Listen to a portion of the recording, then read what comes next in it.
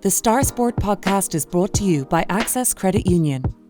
Access Credit Union, funding dreams for over 50 years.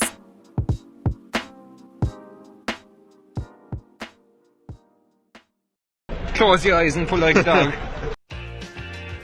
And a new Irish record for Phil Healy, 22.99.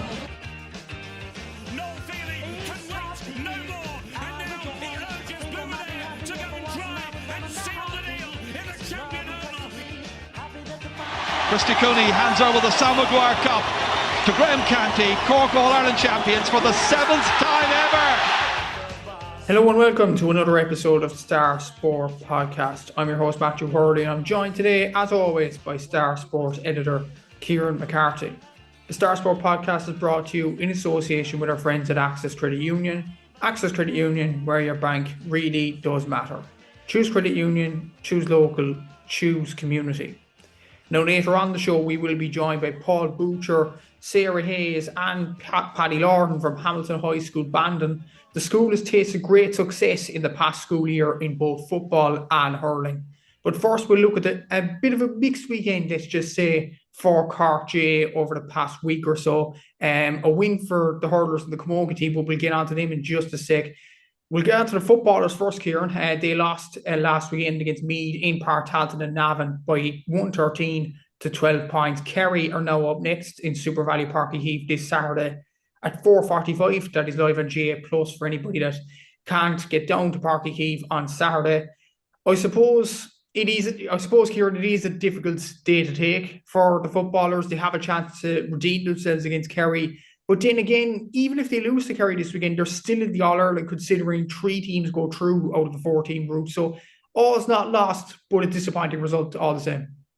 Yeah, all's not lost, Matthew, and make a good point that 3 of the 4 teams go through. So kind of the jeopardy doesn't really exist in this All-Ireland Senior Football Championship, not at the group stage anyway. Usually one win is generally enough to get you through to the knockout round. So we were saying last week, for both for Cork and for Meath, they both would have been targeting that first game in Navan last Saturday, because when you consider that it's Kerry All-Ireland favourites and then a good Roscommon team to come. So it's just Meath obviously won out in the day, did a couple of points to spare. Cork didn't help themselves in certain areas. So we're here now with a Cork team with 1 loss from their opening game, going into the second game, which is the toughest match, albeit at home to Kerry. And Cork, ideally they get something from this game before they go into the clash with Roscommon. So the pressure starting to mount. If Cork lose on Saturday, that's 2 losses from 2, and you're facing a tricky last game against Roscommon. But then again, all is not lost either, like you said, Matthew. Just that one win, wherever it comes, whether it's this Saturday or 2 weeks down the line, once Cork can get that one win, that should, you'd hope, be enough to get them through to the next round. But they put themselves in a tricky position now. Is there an argument to say that even if they lose this game, is the aim maybe to keep the score down? Because Roscommon lost by 10 points to Kerry the first day out. Let's go for a positive point of view, first of all, if Roscommon do beat or lose to Meath next weekend, Meath will be on 4 points. If Kerry expected to beat Cork, they'll be on 4 points. And Roscommon would have to be on more than less than a -10 scoring difference. Cork are currently on -4. If they lose to Kerry by less than 5 points, let's just say, in Páirc Uí Choimh on Saturday, they'd be below Roscommon or ahead of Roscommon in scoring difference going to that last game, and a draw would be enough to get Cork into the knockout stages. So is probably the aim, in a way, to keep the score down if things are going wrong against Kerry in a way? I think primarily the aim for this Cork group will be to win the game. They'll fancy themselves in terms of push to Kerry, obviously, at the end of April in the Munster Senior Football semi-final, and they'll take confidence from that. And if you go back to the group stage game between the teams a couple of years ago, there wasn't too many points in between the counties either. And generally, in the last couple of championship games, Cork have pushed Kerry. Since the teams met in the Munster semi-final, Kerry have probably upped the gear, I think it's fair to say. Put up 420 against Clare in the Munster final. Was it 319 they put up on Roscommon, and that was a Kerry team without Paddy Clifford in the last couple of games as well. So you would think on form that Kerry are starting to find their feet, kind of coming into the summer now, and that they know they need to peak for the weeks and months ahead. So you would think it'd be a different Kerry team to the Kerry team that we saw a couple of weeks back in the Munster semi-final. Whereas since that Munster semi-final, Cork's only game was that loss to Meath last weekend. So on form, you'd have to favour Kerry. On recent form between the counties, you'd have to favour Kerry. But this Cork team has shown over, like I said, the last couple of years that they can put it up to the big teams when it comes to the championship. It's that Jekyll and Hyde with this Cork footballers, that it's a tag that they need to shed. But it's almost one that they need to live up to this weekend in a sense, Matthew, because we saw the kind of the bad side of this team in terms of a poor result and a poor display against Meath, and you're hoping now that we'll see just a better display and a positive result. Regards to keeping the score difference down, yeah. If Cork are to lose, you want to kind of minimise the damage. You want to make sure that you're not taking a beating at the hands of Kerry. And I don't think this Cork team would. Kind of, it's only that Roscommon game in the league where we saw Cork really kind of taught a lesson this year and stuff. Generally, they're kind of generally that they don't go down by 10, 11 points in the game, So I wouldn't expect to see that happen this Saturday if Kerry are to win. But primarily this Cork team will be set up there to go get the result. And if Cork can get that win, huge boost. All of a sudden you're after reversing that kind of really poor record against Kerry teams over the last 2 years. It will just energise and give a bit of momentum to the whole setup. Probably what it needs now, because it just feels a bit of a lull again after the loss to Meath. So I think it's very important that Cork get a result and in doing so get a performance that can hopefully spark something for the weeks to come. Exactly so, and hopefully John Cleary's team will get over the line this Saturday against Kerry, and we'll have to see what happens. It will be a tough game, but we'll see if Cork can redeem themselves from the Meath result and get the win on Saturday.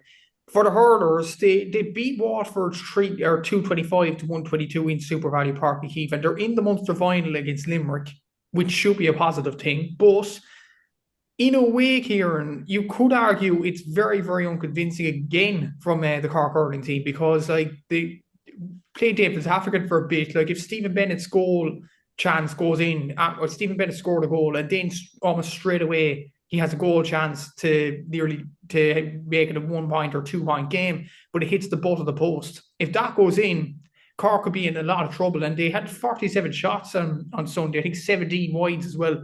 Very concerning in terms of the performance level, but in terms of result level, they're in the Munster final. They're playing Limerick in 2 weeks' time in the TUS Gaelic grounds. All should be not too bad, but the performance level is a bit questionable.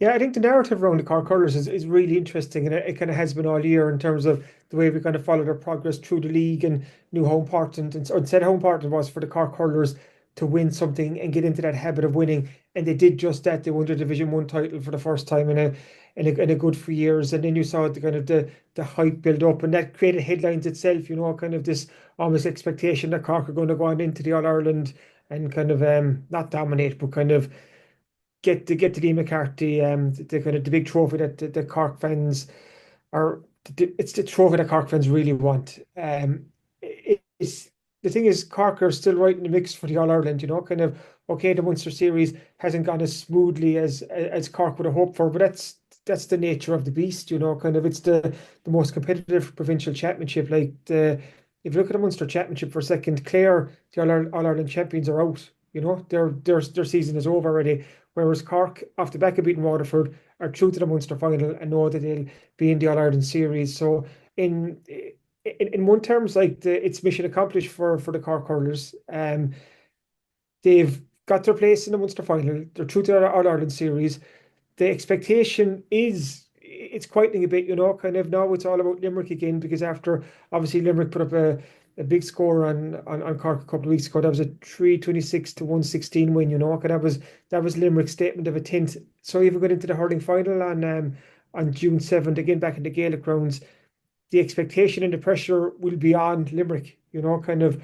I'm not saying this Cork hurling team has a free shot there, like they don't in a sense, because they were All-Ireland finalists last year. They are the league champions, and you have to expect a certain standard from them and a certain performance level. But Limerick will be favourites. So if Cork lose the Munster final, it won't be a huge shock given what we saw a few weeks ago. So Cork aren't in that bad a place in terms of where they are as a team looking forward to the All-Ireland series. Of course, you want to see a kind of a more convincing performance than we saw last weekend. But if you think about it in the season, it's impossible to keep up the kind of in every game, to perform in every game, the league all the way through to the All-Ireland series. So Cork know they're going to be in the mix when it comes to the latter stages of the All-Ireland. You kind of, not guaranteed you'll have Cork in an All-Ireland semi-final, but the odds are that they will be there. And that's when Cork will really need to perform. You'd love to be going in there after beating Limerick in a Munster title and ending that wait for a Munster Senior Hurling Championship. And Pat Ryan said as much after the game against Waterford that this Cork team needs to win. They want to win things, and they have a chance here on June 7th. But if they lose, not the end of the world, because the bigger prize lies ahead. You could ask a Cork hurling fan now, Matthew, which would you prefer? Would you prefer to win the All-Ireland and lose to Limerick in the Munster final, or win the Munster final and lose the All-Ireland? We know the answer to that question. So bigger tests are to come. I think kind of expectations are starting to be kind of almost put in line with reality of where this Cork team are, and I think they're in a good place. What's to come? We'll have to see what happens in that Munster final, and we will preview the Munster final on next week's podcast between Cork and Limerick. Should be an excellent game. Speaking of Cork v Limerick games, this was more, and we talk about unconvincing Cork war against Waterford. The camogie team were the exact opposite. They beat Limerick on a scoreline of 6-25 to 5 points in Páirc Uí Choimh last Saturday.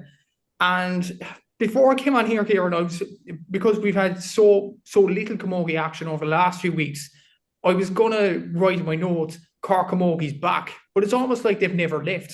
Like, they have a good, as you tweeted last weekend as well, they have a good season of goals since the end of June last year in 2024.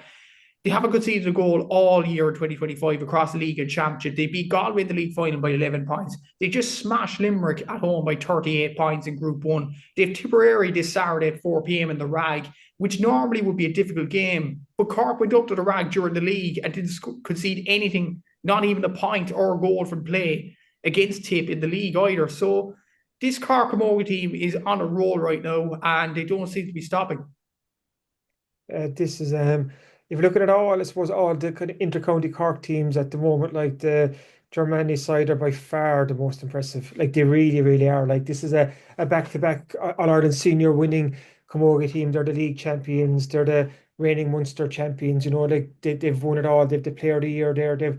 They've all-stars. Like, it's an incredible cast that the Cork camogie have right now, and it's just, they are the best team in the land. Kind of, they proved it in the league, and now it's time to prove it again in the championship and go over the 3 in a row for the first time since the 1970s. It's not going to be as straightforward as we'd hope, or as the results suggest. Like, there are some good teams, that will put it up to Cork in the weeks and months ahead, but they're in a great place right now in terms of results, form, kind of momentum.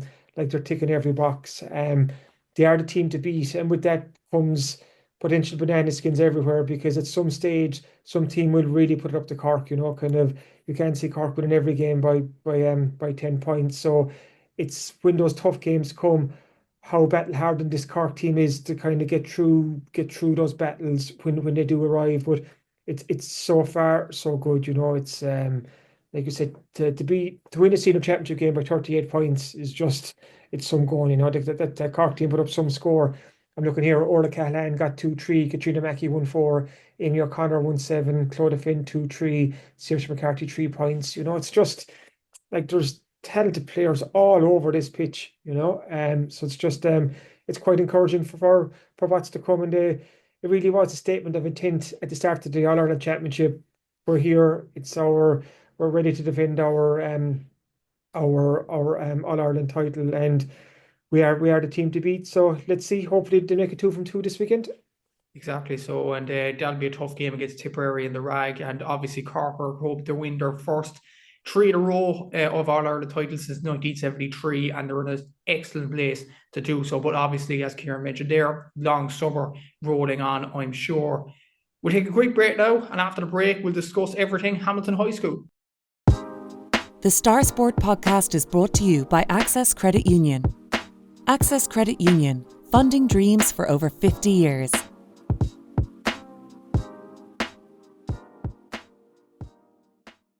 So welcome back to the podcast, and in a while we'll be joined by Paul Bouchier, Sarah Hayes and Paddy Lordan to chat about the success of Hamilton High School in Gaelic games over the past few weeks. Obviously, under 14A football title, under 14B hurling title, and the greatest of it all, Kieran, this year, a Corn Uí Mhuirí semi-final, which obviously they were the highest ranked Cork team in that competition, in the Munster Schools AA competition, and won the Simcox Cup in this season as well, beating Skibbereen Community School in the final this year as well in Páirc Uí Choimh. This has been an incredible year for Hammies, no doubt about it. And yeah, no doubt about it, they are happy with the progression that the school has made this year. That's fantastic, it's been a kind of a great year in general for a lot of West Cork schools across a variety of different sports. We've talked about it a lot on the podcast this year, from Sacred Heart and the rugby, Clonakilty Community College in rugby as well. We've seen Bandon Grammar win a Junior Schools Cup title, and for Hamilton High, like what they've done on the GAA field this season, it's been superb. To win that first Simcox Cup, that's a huge moment for the school, and probably made all the sweeter the fact that they beat another West Cork school in the final, and Skibbereen Community School, and also to get to the last four of the Corn Uí Mhuirí is another kind of a sign of progression for this Hammies team. But it's not just that senior team, Matthew, and you know better than me after obviously having spoken to those involved in Hammies. Those under 14 county wins too are so important. When you talk about that conveyor belt of talent to go through the school, for the Hammies to win those titles, it augurs well for what's to come. So whether it's under 14 or senior level, they've had an incredible year, and it's just really impressive for Hammies and all the work that the school have put in. Exactly. So it's been a brilliant achievement by everybody at the school so far this year. And let's hear from Hamilton High School right now. So they'll be joined on the Star Sport podcast this week by Paul Bouchier, under 14 coach at Hamilton High School Bandon, Sarah Hayes, under 14 football manager for Bandon Hamilton High School as well, and Paddy Lordan, who coached Hamilton High School Bandon to the Simcox Cup this year, as well as a Corn Uí Mhuirí semi-final as well. So I suppose I'll start with you, Paul. Like, the rise in Gaelic games in Hamilton High School Bandon has really risen, especially this season. It has, Matthew, yeah. And look, in fair, I think the school's always has high standards in this regard, even going back to the 70s. But I think we're getting good profile lately. We've had good victories. And I think a lot of that comes back actually to the ethos of the school, Matthew. Like, I played hurling football myself with the Hammies here in the 80s, 1980s. And in lots of ways, I know things have changed, but a lot of things have still stayed quite the same. There's even school here, there's good work hard, aim high, help each other out, never give up, and that transcends the GAA as well, Exactly. So, and Sarah, being under 14 football manager this year for Hamilton High School as well, I'd imagine you're privileged to be in a position with Gaelic games in the school. Yeah, I'm very, I suppose, proud to be in charge of them and proud of all they've done this year. And I suppose just reiterating what Paul said, before we go out, and I suppose it transcends to their schoolwork as well, we'd always say that hard work beats talent when talent doesn't work. And yeah, they're a talented group of lads, but they're really hardworking as well. And there might be times when skill might get better than from the other teams, but they really grounded out throughout all their games this year. And of course, Paddy, you led a successful team for Hamilton High School this year. Obviously, Simcox Cup champions for the first time in their history. Semi-final in the Corn Uí Mhuirí as well, where you competed really well in the Munster competition. It's been a brilliant year for the school in that regard too. Yeah, it's been unreal, match, I suppose. It's kind of been something that we kind of targeted at the start of the year. In other years we would have done very well in Corny, but with the Simcox then would have just fell off a cliff, and the attitude would have changed and everything. So that's something that we really focused on this year. And we obviously did so well in Corny to a point, but then we all know what happened in the semi-final. Just trying to pick the lads back up off that and everything, and to be honest, it wasn't even that difficult of a job. because they were such a motivated group and they knew that like there was more to do, that the Simcox was our target, I suppose. And, you know, like just to actually get that reward for them then at the end of the year was just brilliant, like because of the effort that they've put in since August, really. Like it's just been phenomenal, like. Exactly. So, and I suppose, Paul, we were talking off air about the school thriving in both football and hurling in many ways as well, and as well as that, Sarah mentioned the school work as well. That is on the kids as well, I'm sure, on their shoulders. So, for the school to excel in football and hurling, obviously winning a title at under 14B level as well in hurling and under 14A in football, obviously the Simcox and Corn Uí Mhuirí success. That's a testament really to the kids in the school that are working hard, I'd imagine. Oh, 100%. You know, a lot of these kids, they come here now specifically for the hurling and football. You know, I think like under 14 hurling this year, we'd actually have 40 sessions, training sessions. You know, so there's fierce work on in there, and they're training with their own clubs at home. And I think particularly in first year, like a lot of us get the lads to know each other because they're coming from different clubs and their timing might be out a little bit, you know, and it's getting them to love their hurling, you know, and put of pride back into their hurling. Then I suppose most of them play football as well, and the school and West Cork as well in general, you know, to building that pride and back into them again. I suppose, Sarah, with it's the same question to you with the under 14 football. Did you expect kind of the success to roll on this season? To be honest, no. So last year would have been my first year teaching in Hammies, and yeah, I knew like we had talented footballers, and like we won the Dr. Hurley Cup last year, and we also won it again this year. But like playing your city schools like Coláiste Column, who's nearly it's 3 times the size of Hammies, and you're playing Rochestown and Spirit Nave, who are double the size of Hammies, and like they've all a load of feeder city clubs feeding into it. So yeah, I would know the Hammies would have the talent, but no, this year they just really worked hard. And like, I suppose one thing as well, like they didn't take their talent for granted either. Like just because they were the star player in their club, didn't mean that they didn't need to train with the school.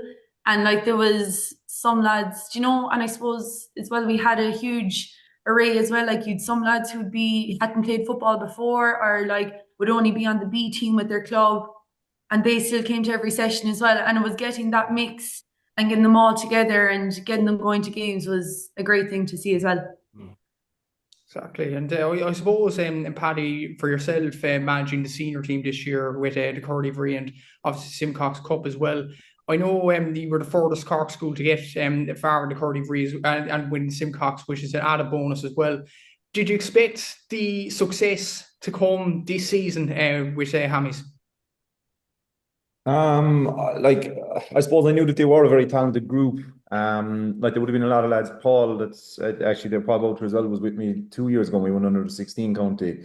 No, I suppose they wouldn't actually be on the age technically till next year, but we knew that they were a right good crop. And then like, you know, there was a couple of lads older than that, who are very talented as well. So like I suppose I knew the talent that was there, but you know, like we've kind of made the joke about sense, like there's been far more talented teams that have went through Hammies, but it's really these lads' attitudes and stuff. So like I suppose, like I'm not going to say that we knew we were going to win the Simcox or anything, but we were definitely very confident of being competitive in both. You know, like we really targeted, like as soon as the draw came out in both competitions, like we knew that they were both very tough draws, but we still were quietly confident, I suppose, that if we kind of looked after ourselves and had everything right for ourselves, that we'd be well able to compete. And like that's kind of, you know, what we're trying to do year on year is like compete at the highest level and expose people or expose the players and things to that as well. So like the confidence was definitely there, I suppose, on that side of things. But then again, as Sarah and Paul will know as well, you never have to build up these lads' confidence too much. They can be quite confident as it is. But yeah, so like I suppose we were confident we definitely could compete anyway. And I suppose, Paul, what Paddy was saying there's a good crop of young players coming in Hammies, and the group did very well this year in those competitions. But even to win accolades in under 16, under 14 at schools level as well, that surely indicates that there is more talent coming down the pipeline. Oh, there is, you know, and I suppose, look, success breeds success. You know, like I said, we people come to our school specifically for the hurling and football, you know. One first just said to me there recently, you know, I asked him, why did you come to school? You know, he said, sort of like, it's the dream. Like, you know, there's one of the few schools that you can actually possibly win a double in football and hurling, and he wanted it, you know, and that people come to school specifically for that, you know, and I think that's great, and it's great to see fellas come to school with dreams like that, playing hurling up and down, football up and down constantly in their hands, you know what I mean? We'll be giving out of them sometimes, but it's great to see, it's fantastic to see, And then we see, we get the transitioners to help us out, the transitioners train our team, they do all the, I suppose, warm-ups on the day, the warm-downs, So everyone in the school's involved, really, it isn't just ourselves here, everyone in the school's involved to make it happen, And the lads in particular are the key men in that, Yeah. And the attitude of the school is brilliant, Sarah. Obviously the commitment from the kids is absolutely brilliant as well. And the pull from clubs for the school as well. Like you look at the amount of clubs that's involved: Bandon, Newcestown, Valley Rovers, Kilbrittain is another club. There's magnificent clubs around, and that really adds to the success of Hammies, I'd imagine too. Yeah, I definitely would say that it's kind of like a symbiotic relationship. Definitely the lads winning the double in school obviously helps the clubs, and the clubs around are obviously helping us as well.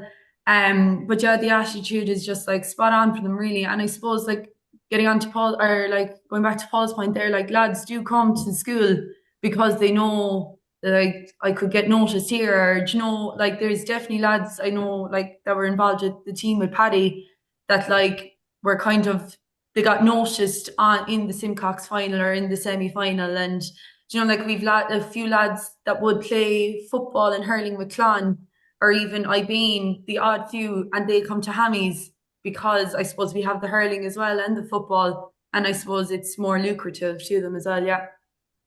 I suppose the balance between hurling and football, Paddy, is absolutely brilliant in the school as well. And even to get the amount of success that you got this year, will that give the school a lot more confidence in the future years? Yeah, I suppose, looking at it this year, under 14, they did the double and that the Hurley Cup, and they won the 2 competitions there, under 16 hurling, the senior football, everything. It's just been an unbelievable year, to be successful in pretty much every front, we're only missing under 16 football and the senior hurling for a clean sweep, so that's crazy to think about, and Sarah was even talking about it there earlier, when you think of the size of some of the schools that we're coming up against, we're kind of always fighting our corner in that regard, and in lots of different ways as well, even for facilities, you were talking about the clubs and there, everything earlier, how good Bandon have been to us over the years, that's something that can't be, I suppose, underestimated either, because there literally wouldn't be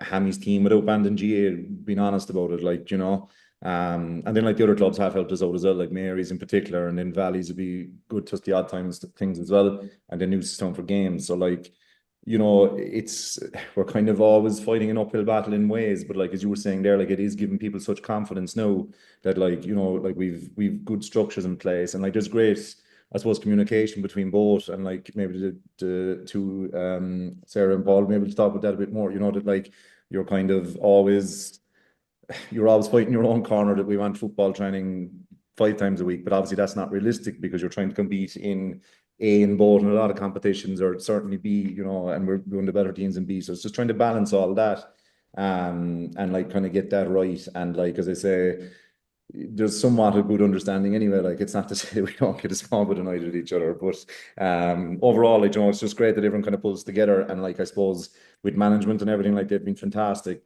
as well to us. And in fairness, if it's at all possible, management will allow it, and that's been a huge help, even playing challenge games and things like that, has just been huge, because I suppose sometimes you're trying to pick a school's team and you're nearly going off what some of the lads are telling you, and then there's obviously club bias and all the rest of it, so yeah, it kind of all comes together eventually, but yeah, we're kind of always fighting a small bit of a battle, but yeah, this year alone now will drive the thing on for the next 10 years, hopefully, Just in that comment there, Paddy, I see that there, a lot of our lads now in school, trying to get paid. They're nearly multiple medal winners at that stage. You know what I mean? If you look at under 16s, that was their second count in 3 years. Because they had won it under 14 previously, and then so they're rightly primed by the time they get up to Paddy lads then in senior team. They're used to winning. They're used to the work rate. They're used to the ambition.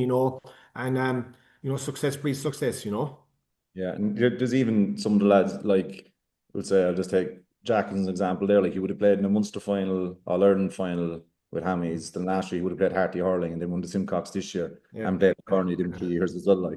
you know, and for such a small school, like it just kind of shows you, I suppose, like what we're actually achieving, you know, for the size of the place. I suppose, Sarah, like, is that the key component, as Paddy and Paul both mentioned there, communication between the coaches, between the teachers, everyone in the school as well? Is that kind of the key component in Hammy's success?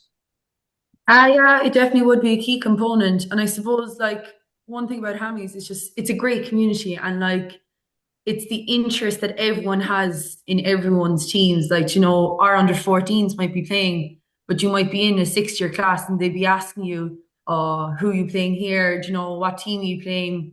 Do you know, asking about different layouts. And as Paddy said, a bit of club bias comes into play then as well. But no, it definitely is a community thing. And, you know, even like, I suppose because we're so small, we're so tight knit as well. And like the staff helping each other out. And I suppose, like, it was tough there coming up to the end. I remember actually having a conversation with Paul and Carmel, trying to fix our semi-finals for the under 14. And I messaged, said to Carmel, I was like, geez, we could have a final here now.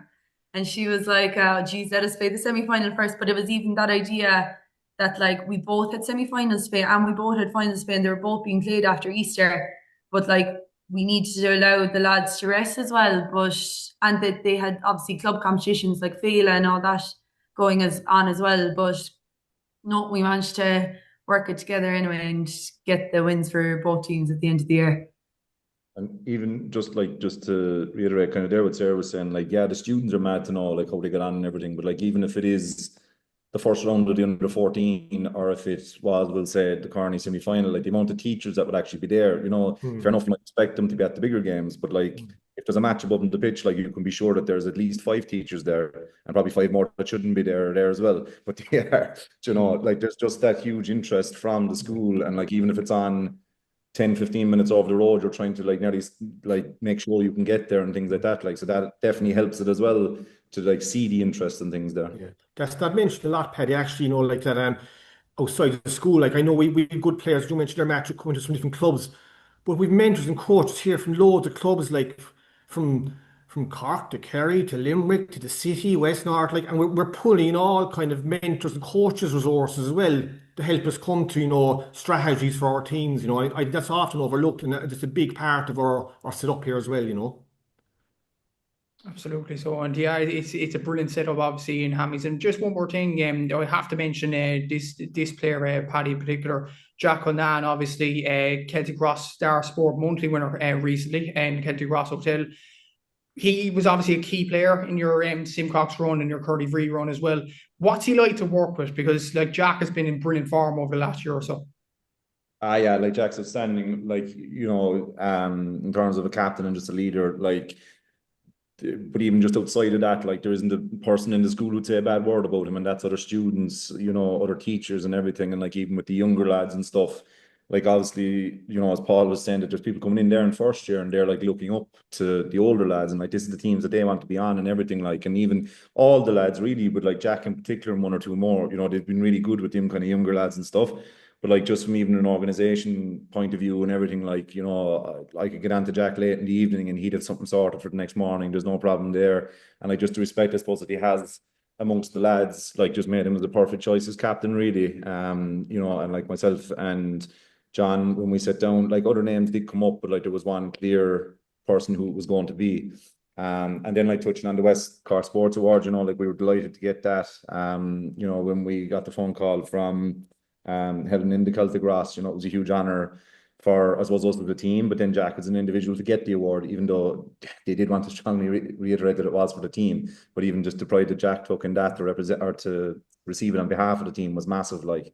And, you know, I suppose it's just was really nice to be acknowledged. Like, you know, I was even joking, like looking back at the other people who've won it, like you're talking Olympians, you know, Premier League soccer players, everything like that. But even be mentioned in the same breath as them, like, is madness, like, you know. So yeah, we were really, really proud of that one.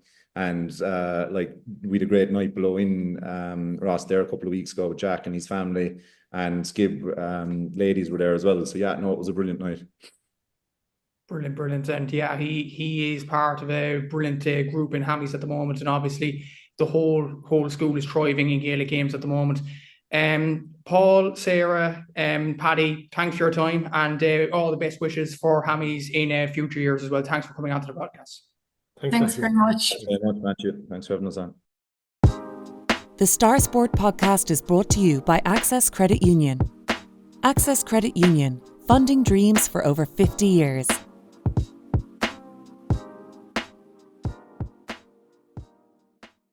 So it is that time of the week again where we look at what's in this Thursday's Southern Star Sports section. So what do our readers have in store this week here? Yeah, I'm probably a bit biased as usual, Matthew, but it really is a cracking sports section this week. There's so much reading in there. So if you can get your hands on the Southern Star Sport, make sure that you do. So obviously we're looking ahead to the Cork Kerry game on Saturday. We talked about it earlier in the podcast, but we're also looking at the county leagues as well. Carbery Rangers have guaranteed their promotion from Division 2 back up to Division 1 of the County Football League. As well as that, one of our feature matches is O'Donovan Rossa had a super win against Ballincollig in Division 2, and we also got up with their manager, Jean Howerhan, for a chat about the future of this O'Donovan Rossa team and how they're building for the future. In keeping with our Hammies chat that you just listened to, we have an interview with Jack Cullinan, who picked up a West Cork Sports Star Monthly Award in the last few weeks. Jack was honoured for being captain of the Hammies team that won the Simcox Cup for the first time. Staying with GAA for a moment, the Carbery Camogie held their first year blitz in a Hamilla recently, so we've all the news and pictures from that. And turning to other sports, what a weekend it was for Robert Cronin from that famous kind of motorsport Cronin Dynasty out in Ballylickey. It is his first win in the Genetic Championship, so we've a chat with Robert there. Also, the European Rowing Championships are starting this Thursday, and last week we interviewed Fintan McCarthy, and this week I catch up again with Aisling Hayes. So she's a Skibbereen Rowing Club rower who moved to West Cork in 2022, leaving England to row at Skibbereen Rowing Club, and now 35 years of age she's been selected to row for Ireland in the women's quad at Europeans. So it's kind of a really good story, a really I suppose one match that shows it's never too late. You know, Aisling's put in the hard yards, the hard work, and now she's getting her big break. So that's well worth checking out.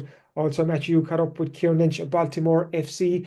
They've ended their long drought for silverware, 15 years without silverware, but they've won promotion to the West Cork League Premier Division as the championship winners. So a good story there. It's just been a great year for, I suppose, the end of droughts. You know, you've seen the likes of Crystal Palace, you've seen Newcastle, you've seen Bologna over in Italy, now Baltimore. We won't mention Spurs' Europa League win because that should be erased from the record books. It was a crime against football, so I'm not acknowledging that result one way or the other. And also for a second, we've Skibbereen Rowing Club athletes were in action at the Lee Regatta. They did really well there. Bantry Basketball Club, which has featured a lot in the Southern Star in recent weeks, their girls' teams are at it again at the top 4 championships at the parochial hall. So we've all the news from that. So as you can see, Matthew, absolutely stacked this week. Exactly. So, and as usual, if you are further afield or can't make it to the shops, you could subscribe to the Southern Star e-paper, get the Southern Star on your laptop, tablet or phone. Just go to www.southernstar.ie/subscribe. Enter your details and you get an exact replica of the newspaper for less than €2 per week. As always, thanks for listening to the Star Sport podcast, and thanks again to our sponsors at Access Credit Union. If you've enjoyed this, please remember to rate, review and subscribe to the podcast wherever you get your podcasts, and we'll be back again next week. Until then, take care.